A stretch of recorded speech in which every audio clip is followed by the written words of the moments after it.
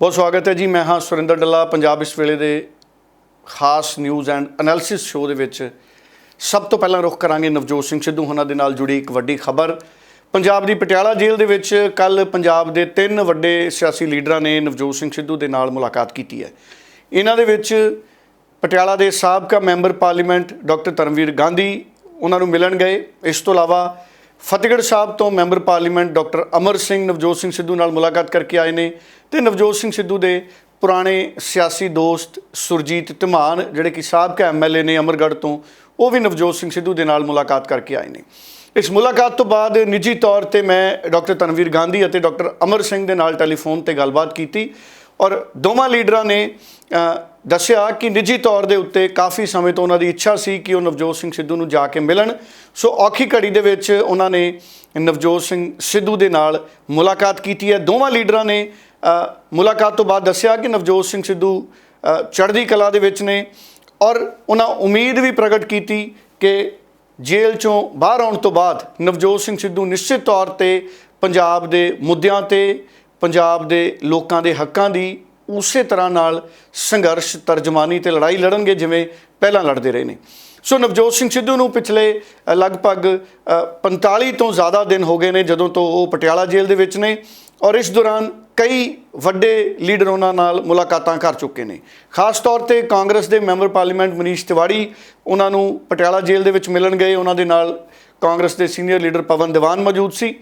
उधर पंजाब च विरोधी धिर दे आगू प्रताप सिंह बाजवा भी उचेचे तौर पर नवजोत सिंह सिद्धू के नाल मुलाकात कर चुके हैं। इस तो इलावा कई होर जिहड़े कांग्रेस के लीडर ने उन्होंने भी नवजोत सिंह सिद्धू के नाल मुलाकात की है।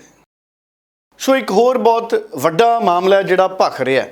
पंजाब के मुख्यमंत्री भगवंत मान की कोठी के सामने वाले जिहड़े पार्क ने वड्डे वड्डे उत्थे वड्डी गिणती दे विच जिहड़े नौजवान ने वख-वख मंगां नूं लैके पुजदे ने।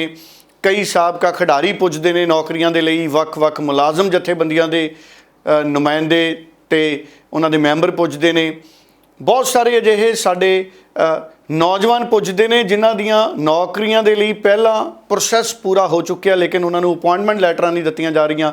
सो वख-वख जिहड़े खित्ते दे लोक ने वो संघर्ष करदे ने मुख्यमंत्री दी कोठी दे सामने वाले पासे और सुखपाल सिंह खैहरा भी कल उत्थे चले गए तो उत्थे प्रोटेस्ट कर रहे जिहड़े नौजवान सी उन्हां दे नाल मिले, उन्हां दी गलबात सुनी और भगवंत मान सरकार की जिहड़ी नौकरियां दी पॉलिसी है उहदे ते कई मामलिਆਂ नूं बड़े बरीकी दे नाल सुखपाल खैहरा उन्होंने ने चक्किया। पूरा कपड़ छान उन्होंने किया नौकरियां के संबंध दे विच। एक बारी ये बयान सुनना बहुत जरूरी है सुखपाल खैहरा का। उस तो बाद जिहड़े उत्थे मुलाजम सी या चाहवान सी नौकरियां के नौजवान उन्होंने गल भी सुनते हैं, उन्होंने मंग की है तो उन्होंने सुनी क्यों नहीं जा रही।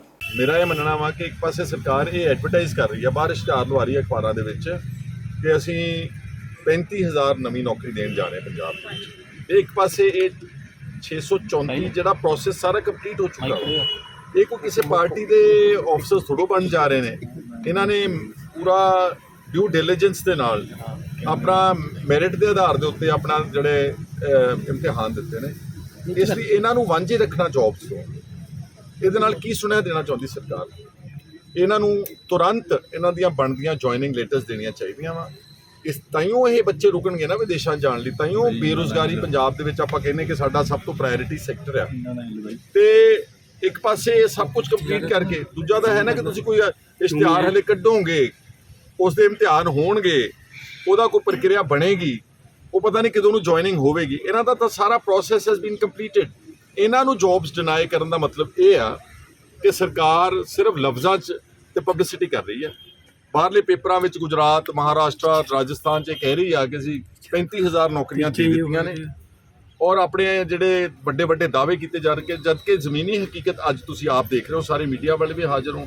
ਇਸ ਲਈ ਮੈਂ ਆਪਣੇ ਵੱਲੋਂ, ਆਪਣੀ ਪਾਰਟੀ ਵੱਲੋਂ, ਸਮੂਹ ਆਪੋਜੀਸ਼ਨ ਵੱਲੋਂ ਮੈਂ ਇੱਥੇ ਅੱਜ ਇਹਨਾਂ ਦੀ ਹਮਦਰਦ 'ਤੇ ਆਇਆ ਔਰ ਮੇਰੀ ਭਗਵੰਤ ਮਾਨ ਨੂੰ ਬਹੁਤ ਨਿਮਰਤਾ ਨਾਲ ਬੇਨਤੀ ਆ ਕਿ ਇਹਨਾਂ ਨੂੰ ਇੱਦਾਂ don't make them run from pillar to post. ਇਹਨਾਂ ਨੂੰ ਬਣਦਾ ਜਿਹੜਾ ਹੈਗਾ ਆਪਣਾ ਨੌਕਰੀਆਂ ਵਿਜੀਲੈਂਸ ਬਿਊਰੋ ਦੇ ਵਿੱਚ ਜਿਹੜੀਆਂ ਉਹ ਦਿੱਤੀਆਂ ਜਾਣ। ਇਹ ਅੱਜ ਸਾਡੀ ਇਸ ਇਹਨਾਂ ਦੇ ਪ੍ਰੋਟੈਸਟ ਵਿੱਚ ਆਣ ਕੇ ਜਿਹੜੀ ਆ ਉਹ ਅਸੀਂ ਇੱਕ ਮੰਗ ਰੱਖੀ ਸੀ। ਸੋ ਸੁਖਪਾਲ ਖਹਿਰਾ ਉਹਨਾਂ ਦੀ ਗੱਲ ਸੁਣੀ। ਹੁਣ ਉਹ ਲੋਕ ਜਿਹੜੇ ਉੱਥੇ ਪ੍ਰੋਟੈਸਟ ਕਰਨ ਲਈ ਲੰਮੇ ਸਮੇਂ ਤੋਂ ਬੈਠੇ ਹੋਏ ਨੇ ਬੈਨਰ ਪੋਸਟਰ ਲੈ ਕੇ, ਤੇ ਉਹਨਾਂ ਦੀ ਗੱਲ ਨਹੀਂ ਸੁਣੀ ਜਾ ਰਹੀ। ਇੱਕ ਵਾਰੀ ਅਸੀਂ ਉਹਨਾਂ ਦੀ ਗੱਲ ਸਾਰੇ ਸੁਣੀਏ ਜ਼ਰੂਰ। ਅਸੀਂ ਸਰਕਾਰ ਨੂੰ ਅੱਜ ਆਪਣਾ ਮੰਗ ਪੱਤਰ ਦੇਣ ਵੀ ਆਏ ਸੀ, ਸੀਐਮ ਸਾਹਿਬ ਨੂੰ ਮਿਲਣ ਆਏ ਸੀ, ਪਰ ਸੀਐਮ ਸਾਹਿਬ ਮਿਲੇ ਨਹੀਂ। ਸੋ ਅਸੀਂ ਉੱਥੇ ਜਾ ਕੇ ਉਹਨਾਂ ਦੇ ਜੋ ਡੈਲੀਗੇਸ਼ਨ ਸੀ ਉਹਨਾਂ ਨੂੰ ਮੰਗ ਪੱਤਰ ਆਪਣਾ ਦੇ ਕੇ ਆਏ ਹਾਂ। ਤੇ ਬਾਕੀ ਅਸੀਂ ਮੰਗ ਰੱਖਦੇ ਹਾਂ ਜੀ, ਸਰਕਾਰ ਨੂੰ ਬੇਨਤੀ ਵੀ ਕਰਦੇ ਹਾਂ ਵੀ ਸਾਡਾ ਕੁਝ ਸੋਚੋ, ਸਾਡੇ ਬੱਚਿਆਂ ਦਾ ਜੋ ਸਾਰੇ ਇੱਥੇ ਗ੍ਰੈਜੂਏਟ ਨੇ, ਕੋਈ ਪੋਸਟ ਗ੍ਰੈਜੂਏਟ ਨੇ, ਸੋ ਇਹਨਾਂ ਨੂੰ ਜਲਦੀ ਤੋਂ ਜਲਦੀ ਜੁਆਇਨ ਕਰਾਓ ਜਾਂ ਇੱਕ ਟੈਂਟੇਟਿਵ ਡੇਟਸ ਸਾਨੂੰ ਦਿਓ ਵੀ ਇਸ ਡੇਟ ਤੱਕ जो है ਅਸੀਂ ਇਹਨੂੰ फुलफिल करा। 3 डेलीगेट्स अंदर गए थे सीएम हाउस में, सीएम सर से मीटिंग के लिए गए थे, बट सीएम सर नहीं मिले। तो उनके पीए से जो बात हुई है, उन्होंने हमें 3 टेलीफोन नंबर्स दिए हैं। उन्होंने कहा है कि फर्दर जो भी आपकी क्वेश्चंस हों या कुछ रिक्रूटमेंट के रिगार्डिंग कुछ भी आप पूछना चाहें कि कब तक प्रोसीजर चल रहा है, क्या भी जो भी चल रहा है, वो सब आप उन नंबर्स पे पूछें। और उन्होंने 1 मंथ का टाइम हमसे मांगा है कि आप हमें 1 मंथ का टाइम दो, हम तुम्हें जो मेरिट लिस्ट है वो निकालेंगे और ज्वाइनिंग लेटर देंगे। एक लॉलीपॉप दिया गया जिसके कारण आज पूरे भारतवर्ष में बहुत अंकुश है, बहुत गुस्सा है, क्योंकि हमने लगातार हम प्रॉफिट देते आ रहा है। पब्लिक सेक्टर का मतलब ही है गवर्नमेंट की पॉलिसीज़ को लागू करना। हम पॉलिसीज़ को लागू करने, जैसे कोविड में मिनिस्टर फसल योजना के दिन इतना काम करने के बाद भी हमें आज आपके सामने देखो सड़कों में भटकना पड़ रहा है। हमारा आज टोटल ऑल इंडिया में दफ्तरों को ताले लगे हुए हैं और हम बाहर हैं। सो सरकारी नौकरियां ਦੇ ਇਸ਼ਤਿਹਾਰ ਬਹੁਤ ਲੱਗ ਚੁੱਕੇ। ਅਕਾਲੀ ਦਲ ਨੇ ਵੀ ਪੱਕੇ ਕਰਤੇ ਸੀ ਬਿਆਨਾਂ 'ਚ, ਹਕੀਕਤ 'ਚ ਨਹੀਂ ਹੋਏ। ਚਰਨਜੀਤ ਚੰਨੀ ਜੀ ਦੇ ਸਮੇਂ ਵੀ ਬਿਆਨਾਂ 'ਚ ਪੱਕੇ ਹੋ ਗਏ ਸੀ ਮੁਲਾਜ਼ਮ, ਨਹੀਂ ਹੋਏ। ਭਗਵੰਤ ਮਾਨ ਜੀ ਨੇ ਵੀ ਸ਼ੁਰੂ ਤੋਂ ਕਹਿਤਾ ਪੱਕੇ ਕਰਤੇ, ਅਖਬਾਰਾਂ 'ਚ ਇਸ਼ਤਿਹਾਰ ਛਪ ਗਏ। ਹਜੇ ਤਾਂ ਸਬ ਕਮੇਟੀ ਬਣੀ ਹੈ ਜਿਹੜੇ ਹਰਪਾਲ ਚੀਮਾ ਨੇ ਉਹਨਾਂ ਦੀ ਅਗਵਾਈ ਦੇ ਵਿੱਚ। ਹਰਪਾਲ ਚੀਮਾ ਜੀ ਕੀ ਕਹਿ ਰਹੇ ਨੇ, ਸਬ ਕਮੇਟੀ ਕਿਵੇਂ ਅੱਗੇ ਵਧ ਰਹੀ ਹੈ, ਕਦੋਂ 25,000 ਭਰਤੀਆਂ ਮੁਕੰਮਲ ਹੋਣਗੀਆਂ, ਇਹ ਬਹੁਤ ਸੰਵੇਦਨਸ਼ੀਲ ਮੁੱਦਾ ਹੈ। ਤੇ ਜਿਹੜੇ ਐਪਲੀਕੈਂਟ ਦਰਖਾਸਤਕਰਤਾ ਪਹਿਲੀਆਂ ਇੰਟਰਵਿਊ ਔਰ ਆਪਣੇ ਪ੍ਰੋਸੈਸ ਪੂਰੇ ਕਰ ਚੁੱਕੇ ਨੇ, ਉਹਨਾਂ ਬਾਰੇ ਕੀ ਸੋਚ ਰਹੀ ਹੈ ਸਰਕਾਰ। ਹਰਪਾਲ ਚੀਮਾ ਉਹਨਾਂ ਦੀ ਗੱਲ ਸੁਣ ਲਈਏ। ਦੇਖੋ, ਜਿਹੜੀਆਂ ਪੁਰਾਣੀਆਂ ਸਰਕਾਰਾਂ ਸੀ, ਚਾਹੇ ਸ਼੍ਰੋਮਣੀ ਅਕਾਲੀ ਦਲ ਬੀਜੇਪੀ ਦੀ ਸਰਕਾਰ ਸੀ, ਚਾਹੇ ਕਾਂਗਰਸ ਪਾਰਟੀ ਦੀ ਸਰਕਾਰ ਸੀ, ਉਹਨਾਂ ਦੀ ਨੀਅਤ ਦੇ ਵਿੱਚ ਬਹੁਤ ਵੱਡੀ ਖੋਟ ਸੀਗੀ। ਉਹ ਆ ਕੇ ਜਦੋਂ ਇਲੈਕਸ਼ਨ ਦਾ ਸਾਲ ਨੇੜੇ ਆਉਂਦਾ ਸੀਗਾ, ਜਦੋਂ ਇਲੈਕਸ਼ਨ ਦੇ ਵਿੱਚ ਜਾਣਾ ਹੁੰਦਾ ਸੀ ਅਗਲੇ ਸਾਲ ਲਈ, ਸੋ ਉਸ ਸਮੇਂ ਜਾ ਕੇ ਕੋਈ ਨਾ ਕੋਈ ਉਹ ਐਕਟ ਜਾਂ ਕੋਈ ਨੋਟੀਫਿਕੇਸ਼ਨ ਜਾਰੀ ਕਰਦੀਆਂ ਸੀਗੀਆਂ। ਉਹ ਇਸ ਤਰ੍ਹਾਂ ਦਾ ਨੋਟੀਫਿਕੇਸ਼ਨ ਜਾਂ ਐਕਟ ਹੁੰਦਾ ਸੀਗਾ, ਉਹ ਜਾ ਕੇ ਮਾਨਯੋਗ ਅਦਾਲਤ ਦੇ ਵਿੱਚ ਉਹ ਐਕਟ ਦੀਆਂ ਗਲਤੀਆਂ ਦੇ ਕਾਰਨ ਜਾਂ ਹੋਰ ਕਾਨੂੰਨੀ ਅੜਚਣਾਂ ਦੇ ਕਾਰਨ ਉਹ ਸਟੇ ਹੋ ਜਾਂਦਾ ਸੀਗਾ। ਉਹ ਭਰਤੀ ਪ੍ਰਕਿਰਿਆ ਜਿਹੜੀ ਹੁੰਦੀ ਸੀ, ਉਹਨੂੰ ਪੱਕੇ ਹੋਣ ਦਾ ਕੰਮ ਸੀ ਜਿਹੜਾ, ਜਾਂ ਮੁਲਾਜ਼ਮਾਂ ਦੇ ਪੱਕੇ ਹੋਣ ਦਾ ਕੰਮ ਸੀ, ਹਮੇਸ਼ਾ ਹੀ ਰੁਕ ਜਾਂਦਾ ਸੀਗਾ। ਚਾਹੇ 2016 ਵਾਲੇ ਐਕਟ ਦੀ ਗੱਲ ਕਰ ਲਈਏ, ਚਾਹੇ 2021 ਵਾਲੇ ਐਕਟ ਦੀ ਗੱਲ ਕਰ ਲਈਏ। ਪਰ ਲੇਕਿਨ ਸਰਦਾਰ ਭਗਵੰਤ ਸਿੰਘ ਮਾਨ ਜੀ ਨੇ ਸਾਨੂੰ ਸਖਤ ਹਦਾਇਤ ਜਾਰੀ ਕੀਤੀ ਆ, ਮੇਰੀ ਅਗਵਾਈ ਦੇ ਵਿੱਚ ਸਬ ਕਮੇਟੀ ਬਣਾਈ ਗਈ ਆ, ਔਰ ਮੈਂ ਲਗਾਤਾਰ ਸਾਡੀਆਂ ਮੀਟਿੰਗਾਂ ਹੋ ਰਹੀਆਂ ਨੇ। ਕੱਲ੍ਹ ਵੀ ਮੀਟਿੰਗ ਸੀਗੀ, 19 ਤਰੀਕ ਨੂੰ ਫਿਰ ਦੁਬਾਰਾ ਮੀਟਿੰਗ ਆ। ਅਸੀਂ ਦੇਖ ਰਹੇ ਹਾਂ ਕਿ ਕਿਹੜੇ ਮੁਲਾਜ਼ਮ ਜਿਹੜੇ ਨੇਗੇ ਉਹ ਪਰਮਾਨੈਂਟ ਹੋ ਸਕਦੇ ਨੇਗੇ, ਔਰ ਅਸੀਂ 36,000 ਮੁਲਾਜ਼ਮ ਪੰਜਾਬ ਦਾ ਪੱਕੇ ਕਰਨ ਦਾ ਵਾਅਦਾ ਸਾਡੇ ਸੁਪਰੀਮੋ ਅਰਵਿੰਦ ਕੇਜਰੀਵਾਲ ਜੀ ਨੇ ਕੀਤਾ ਸੀ, ਮਾਨਯੋਗ ਮੁੱਖ ਮੰਤਰੀ ਸਰਦਾਰ ਭਗਵੰਤ ਸਿੰਘ ਮਾਨ ਜੀ ਨੇ ਕੀਤਾ ਸੀ। ਉਹ ਵਾਅਦਾ 100% ਪੂਰਾ ਕਰਾਂਗੇ।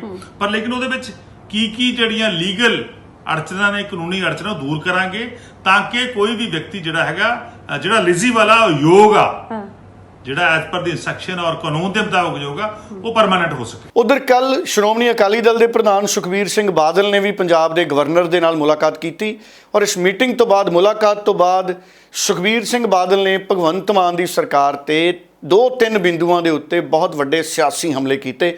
ਬਹੁਤ ਗੰਭੀਰਤਾ ਦੇ ਨਾਲ ਸੁਖਬੀਰ ਬਾਦਲ ਦੀ ਗੱਲ ਇਸ ਵਕਤ ਸੁਣਨ ਦੀ ਲੋੜ ਹੈ। ਭਾਵੇਂ ਸੁਖਬੀਰ ਬਾਦਲ ਚੰਡੀਗੜ੍ਹ ਦੇ ਮੁੱਦੇ ਤੇ ਆਮ ਆਦਮੀ ਪਾਰਟੀ ਨੂੰ ਫੇਲ ਕਰਾਰ ਦੇ ਰਹੇ ਨੇ ਕਿ ਆਮ ਆਦਮੀ ਪਾਰਟੀ ਨੇ ਸਰੈਂਡਰ ਕਰਤਾ, ਪਰ ਬੜੀ ਹੈਰਾਨੀ ਵਾਲੀ ਗੱਲ ਹੈ, ਚੰਡੀਗੜ੍ਹ ਦੇ ਮੁੱਦੇ ਤੇ ਜਿੰਨੇ ਸਰਗਰਮ ਸੁਖਬੀਰ ਬਾਦਲ ਹੁਣ ਦਿਖ ਰਹੇ ਨੇ, ਕਿ ਸੁਖਬੀਰ ਬਾਦਲ ਉਦੋਂ ਕਦੀ ਸਰਗਰਮ ਨਜ਼ਰ ਆਏ ਜਦੋਂ ਬੀਜੇਪੀ ਦੇ ਨਾਲ ਕੇਂਦਰ 'ਚ ਉਹਨਾਂ ਦੀ ਸਾਂਝ ਸੀ। ਵੈਸੇ ਸਵਾਲ ਬਹੁਤ ਵੱਡਾ ਹੈ, ਹੋ ਸਕਦਾ ਜਦੋਂ ਬੀਜੇਪੀ ਦੇ ਨਾਲ ਸਾਂਝ ਸੀ ਸੁਖਬੀਰ ਬਾਦਲ ਦੀ, ਉਦੋਂ ਵੀ ਸੁਖਬੀਰ ਬਾਦਲ ਜੀ ਪ੍ਰੈਸ ਕਾਨਫਰੰਸ ਕਰਦੇ ਹੋਣ, ਪੰਜਾਬ ਦੇ ਗਵਰਨਰ ਨੂੰ ਮਿਲ ਕੇ ਮੈਮੋਰੰਡਮ ਦਿੰਦੇ ਹੋਣ ਵੀ ਚੰਡੀਗੜ੍ਹ ਪੰਜਾਬ ਨੂੰ ਦਿਓ। ਹੋ ਸਕਦਾ ਮੀਡੀਆ ਨੂੰ ਇਸ ਗੱਲ ਦਾ ਨਾ ਪਤਾ ਹੋਵੇ, ਪਰ ਕੱਲ ਜੋ ਸੁਖਬੀਰ ਬਾਦਲ ਉਹਨਾਂ ਨੇ ਕਿਹਾ ਉਹ ਜ਼ਰੂਰ ਸੁਣ ਲਈਏ। ਕਿ ਜੇ ਤੁਸੀਂ ਉਹਨਾਂ ਨੂੰ ਵਿਧਾਨ ਸਭਾ ਦਾ ਜ਼ਮੀਨ ਤੁਸੀਂ ਹਰਿਆਣੇ ਨੂੰ ਦਿਓ ਤੇ ਸਾਨੂੰ ਵੀ ਦਿਓ। ਅਸੀਂ ਗਵਰਨਰ ਸਾਹਿਬ ਨੂੰ ਕਲੀਅਰ ਕਰਕੇ ਆਏ ਹਾਂ ਕਿ ਪੰਜਾਬ ਦੀ ਜਨਤਾ ਕਿਤੇ ਬਰਦਾਸ਼ਤ ਨਹੀਂ ਕਰੂਗੀ। ਚੰਡੀਗੜ੍ਹ ਜੋ ਪੰਜਾਬ ਦਾ ਹਿੱਸਾ ਹੈ, ਉਹਦਾ 1 ਇੰਚ ਵੀ ਹਰਿਆਣੇ ਨੂੰ ਜਾਂ ਕਿਸੇ ਹੋਰ ਸਟੇਟ ਨੂੰ ਦਿੱਤਾ ਜਾਏ। ਜਦੋਂ ਦਾ ਦੇਸ਼ ਆਜ਼ਾਦ ਹੋਇਆ, ਇੱਕ ਕਾਨੂੰਨ ਹੈ ਕਿ ਜਿੰਨੀਆਂ ਵੀ ਸਟੇਟਾਂ ਬਣੀਆਂ, ਜਿਹੜੀ ਨਵੀਂ ਸਟੇਟ ਬਣਦੀ ਹੈ ਉਹਨੂੰ ਨਵਾਂ ਕੈਪੀਟਲ ਬਣਦਾ ਹੈ, ਪੁਰਾਣੀ ਓਰੀਜਨਲ ਸਟੇਟ ਕੋਲੇ ਓਰੀਜਨਲ ਕੈਪੀਟਲ ਰਹਿੰਦਾ ਹੈ।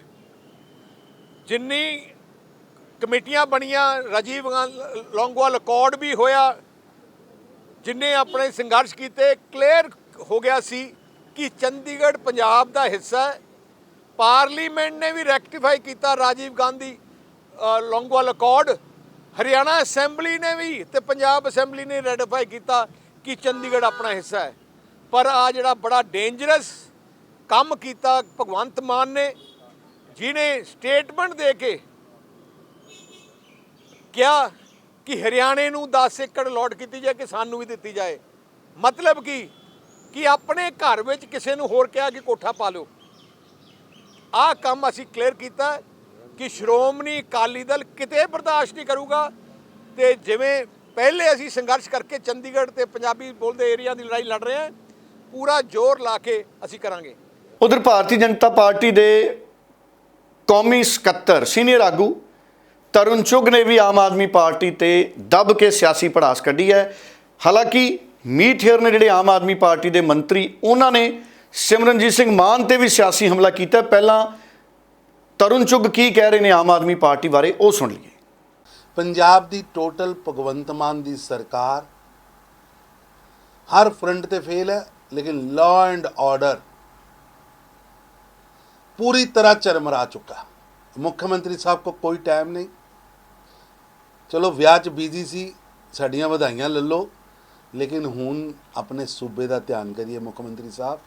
ਔਰ ਜਿਸ ਤਰ੍ਹਾਂ ਪੰਜਾਬ ਦੇ ਅੰਦਰ ਆਮ ਆਦਮੀ ਪਾਰਟੀ ਦੇ ਵਿਧਾਇਕ ਔਰ ਮੰਤਰੀ ਬਿਹੇਵ ਕਰ ਰਹੇ ਨੇ, ਔਰ ਨਾਲ ਬਹਾਦਰ ਪੰਜਾਬ ਪੁਲਿਸ ਦਾ ਮਨੋਬਲ ਵੀ ਡਿੱਗਾ ਵਾ। ਪੰਜਾਬ ਪੁਲਿਸ ਨੂੰ ਫ੍ਰੀ ਹੈਂਡ ਦੇਣਾ ਚਾਹੀਦਾ ਔਰ ਪੰਜਾਬ ਦੇ ਅੰਦਰ ਜਿਹੜੀ law and order the problem ਹੈ ਉਹਨੂੰ ਤੁਰੰਤ ਠੀਕ ਕਰਨਾ ਚਾਹੀਦਾ, ਕਿਉਂਕਿ ਪੰਜਾਬ ਇੱਕ ਸੀਮਾਵਰਤੀ ਸੂਬਾ। ਕਦੀ ਇੱਥੇ ਲਾਂਚਿੰਗ ਪੈਡ ਮਿਲਦੇ ਨੇ, ਕਦੀ ਈਡੀਜ਼ ਇੱਥੋਂ ਟਰੈਵਲ ਕਰਕੇ ਤੇਲੰਗਾਨਾ ਜਾ ਰਹੀਆਂ, ਰੌਕਟ ਦੇ ਨਾਲ ਪੰਜਾਬ ਪੁਲਿਸ ਹੈੱਡਕੁਆਟਰ ਤੇ ਹਮਲਾ ਹੋ ਰਿਹਾ। ਇਸ ਸਥਿਤੀ 'ਚ ਪੰਜਾਬ ਦਾ ਲਾਅ ਐਂਡ ਆਰਡਰ ਚਰਮਰਾ ਚੁੱਕਾ ਹੈ।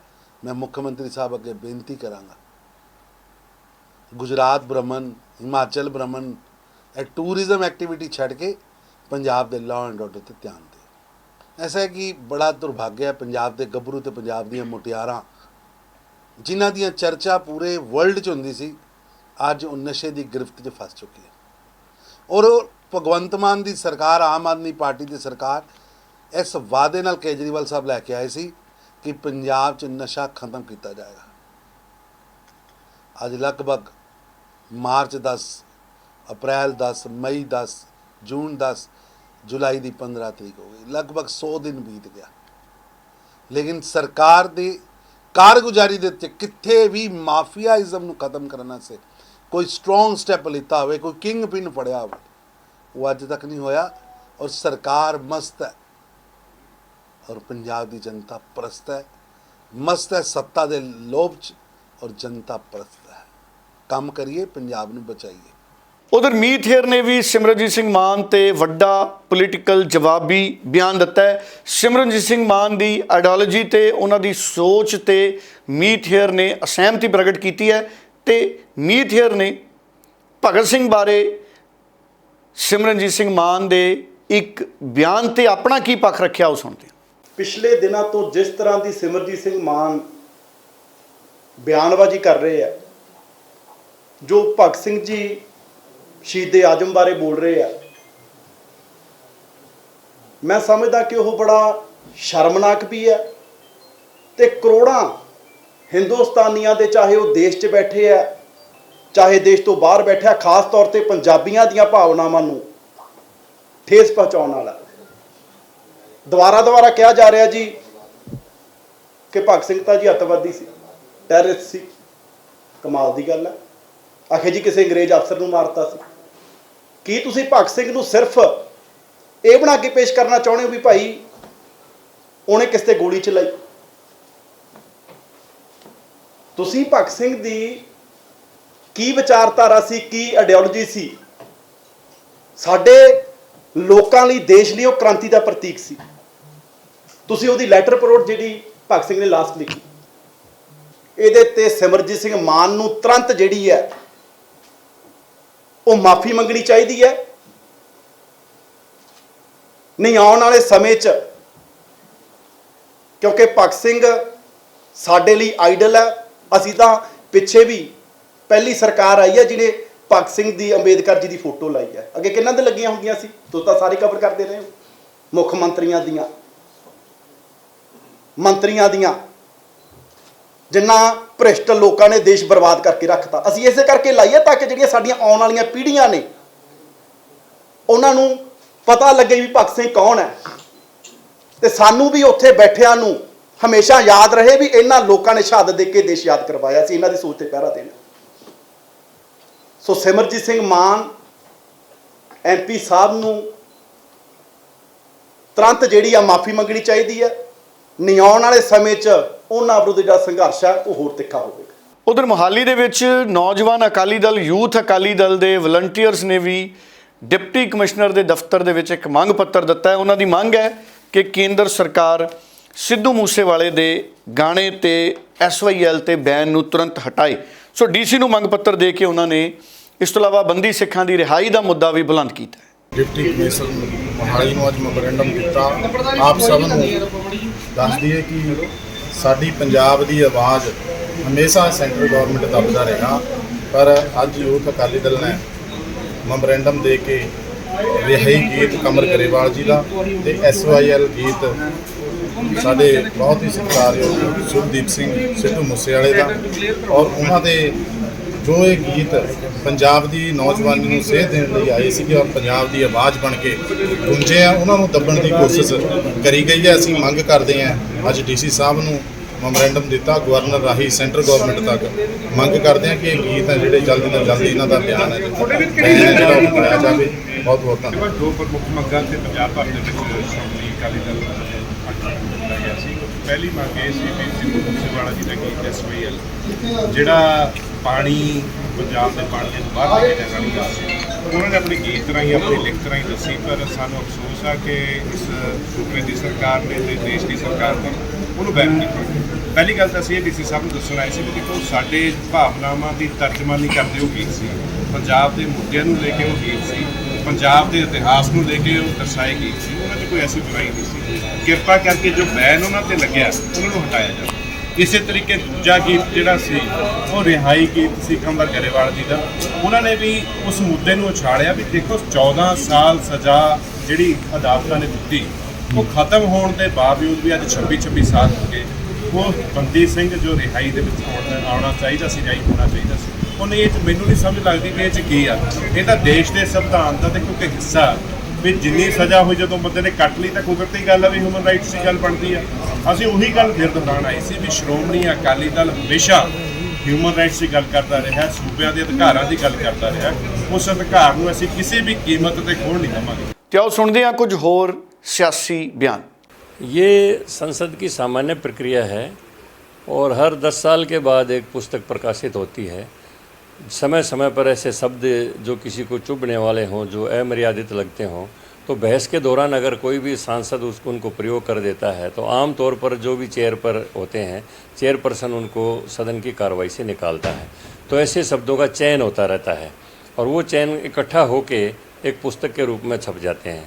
तो उन्हीं शब्दों का चयन करके कहा है कि ऐसे शब्द जो सांसद को मर्यादित आचरण में ना समझते हों और जो संसद की मर्यादा के खिलाफ हों, ऐसे शब्दों का इस्तेमाल ना करें। तो इसके लिए एक गाइडलाइंस जारी करता है हमेशा अध्यक्ष महोदय।